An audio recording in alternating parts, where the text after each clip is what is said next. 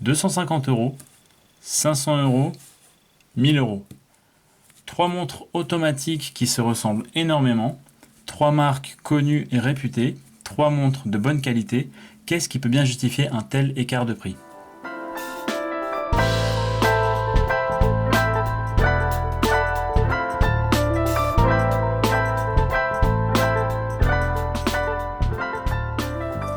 Bonjour à tous, aujourd'hui on va parler prix de montres et en particulier on va se demander qu'est-ce qui peut justifier un tel écart de prix entre ces trois modèles qui a priori paraissent très similaires.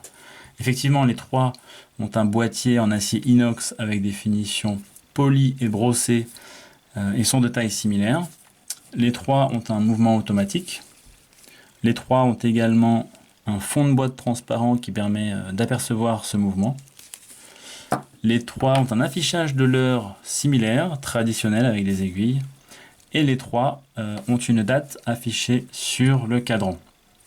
Alors sur ma gauche ici, j'ai une nouvelle Seiko 5 Sport d'une valeur d'environ 250 euros.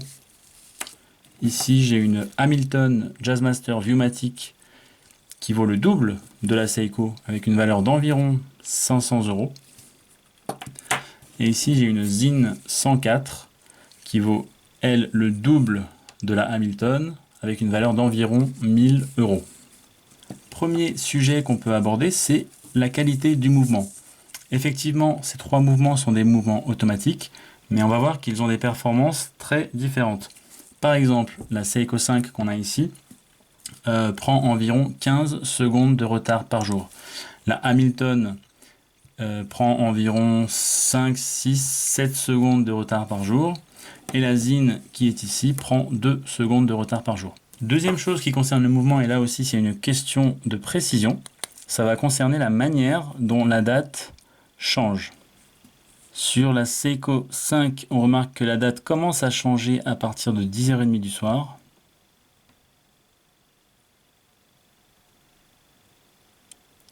Le processus dure jusqu'à environ minuit 10. Ensuite, c'est le jour qui se met à changer. D'abord en anglais, ensuite en français, qui était la langue qui était pré-réglée. Voilà. Le jour finit de changer vers 3h15. Donc le processus de changement de date dure de 10h30 du soir à 3h15, ce qui est quand même plutôt long. Sur la Hamilton, on voit que la date commence à bouger très légèrement vers minuit moins 20.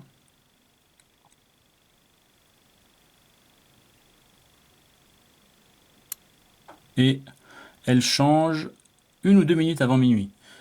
Voilà, donc déjà, bon, le processus prend moins de temps que sur la Seiko. Alors bon, certes, celle-là n'a pas le jour qui est indiqué, donc on va juste comparer avec la date de la Seiko, qui, si mes souvenirs sont bons, a changé entre 10h30 et minuit et quart, quoi. Donc ça a mis presque 2 heures à changer, alors qu'ici ça a mis 20 minutes à changer.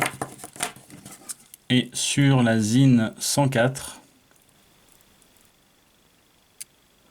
eh ben, le jour et la date changent à minuit pile. On est d'accord, c'est un petit détail, mais c'est représentatif, voilà, de la précision d'un mouvement et de la qualité avec laquelle il est réalisé. Deuxième chose qui va fortement influencer le prix de la montre, c'est tout simplement les matériaux utilisés. Encore une fois, on a des matériaux assez similaires sur ces trois montres, rien de vraiment exotique, mais tout de même, on a des différences concernant les verres qui sont utilisés. Alors, sur la Seiko, on a un verre minéral simple qui est utilisé sur le dessus, et également un verre minéral qui est utilisé sur le fond de boîte. Ici, par contre, on a un verre saphir, qui est du coup beaucoup plus résistant aux rayures. Par contre, on a également un verre minéral à l'arrière.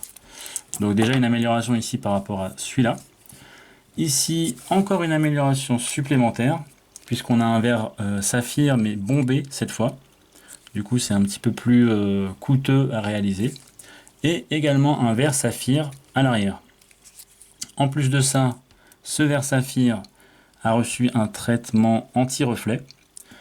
Donc voilà, c'est beaucoup plus simple pour moi de vous montrer cette montre, par exemple, que la Hamilton, qui est un vrai miroir et qui reflète absolument tout.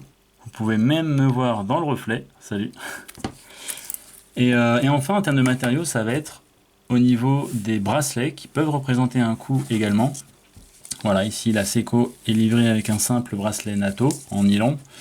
Là, on a un bracelet cuir qui est déjà de bonne qualité, je trouve. Vraiment rien à redire dessus. Et par contre, celui de la Zine, on sent vraiment que voilà, il est supérieur à celui-ci. Il est à la fois plus épais et plus souple. Plus épais, c'est vraiment plus pour le style de la montre, mais il est vraiment très souple, vraiment très très très joli. Troisième élément à observer, ça va être le niveau de finition et le soin à apporter à la fabrication de la montre. Si on observe de près les indices de la Seiko, on remarque que par exemple celui-ci est légèrement décalé vers la droite par rapport au trait que vous voyez là. Donc c'est pas parfaitement centré. Et il y en a d'autres qui sont un petit peu décalés, par exemple celui-ci est un petit peu plus bas que le trait là. Alors est-ce que c'est l'indice qui n'est pas appliqué correctement ou est-ce que c'est au niveau de l'impression de tous les petits crans autour là? Je ne sais pas. En tout cas, ce n'est pas parfaitement aligné. Contrairement à par exemple ma Zine 104, lorsque je la regarde de près, tout est absolument parfait. J'ai pu remarquer aussi à l'arrière du mouvement de la Seiko, ici on a une petite trace, voilà, une saleté qui s'est glissée, je ne sais pas quand ni comment, mais elle est là et le problème c'est qu'elle va y rester puisque je ne vais pas m'amuser à démonter la montre pour nettoyer ça. C'est infime, mais ça montre que voilà, la montre a été faite un peu plus à la va-vite que les autres. Ça peut justifier un prix moins élevé. Également, mais là c'est vraiment un micro détail encore une fois, on a des finitions brossées sur les trois montres. Et on peut remarquer que le brossé de la Seiko est un peu plus grossier. Il est moins raffiné. Ça va être compliqué à voir parce que sur la Hamilton, elle est toute rayée de partout. Mais sur la Zine à l'arrière par exemple, là pareil ça va être compliqué à montrer à la caméra. Enfin bref, croyez-moi, le brossé de la Seiko est un peu plus grossier, ça fait un peu moins raffiné. Encore une fois, c'est un micro détail, mais à prendre en compte tout de même. Quatrième élément à prendre en compte, ça va être la quantité de décoration. Alors ici, ça va surtout se jouer au niveau du mouvement. On a le mouvement de la Seiko qui est basique, de chez basique, absolument aucune décoration. Celui de la Hamilton, j'ai envie de vous dire, c'est un petit peu pareil.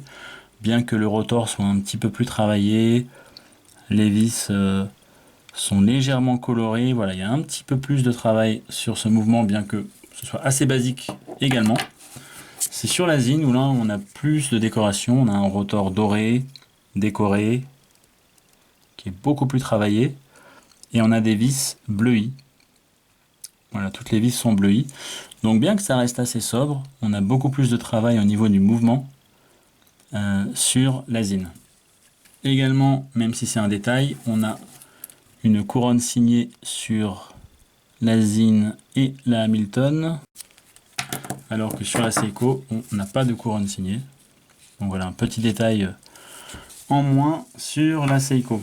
Et enfin, pour terminer cette comparaison, il y a deux choses présentes sur la Zine que nous n'avons pas sur les deux autres montres.